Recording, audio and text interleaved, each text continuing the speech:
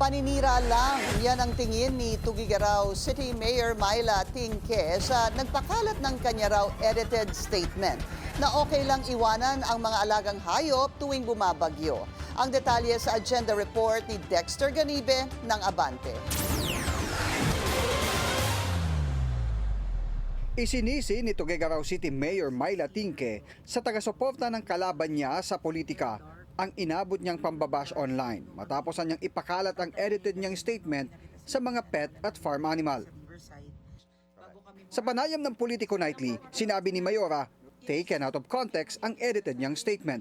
Isang tao lang na politically allied with the other party who spliced and who edited and who cut the video, no? Nawala yung tungkol sa bagyo.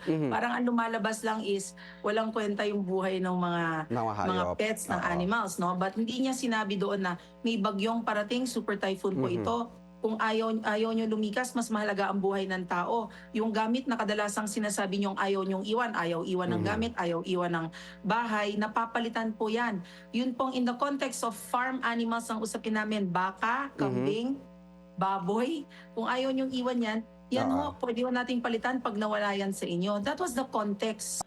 Pero pinanindigan ni Mayor Tingke ang binitawan niyang pahayag dahil responsibilidad niya ng mga pet owner ang kapakanan ng kanilang mga fur baby. Nakasaad din sa Section 6 ng Republic Act No. 8485 o ang Animal Welfare Act of 1998 na may pananagutan ng sinuman na magpapabaya at hindi magbibigay ng sapat na pag-aaruga o silungan ng mga alagang hayop.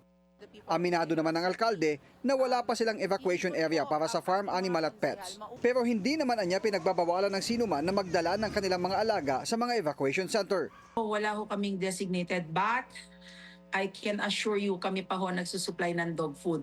Minsan nasasabihin sa amin, yung mga aspin hindi kaya ng dog food, ayaw nila, gusto nila yung mga table food. Ano?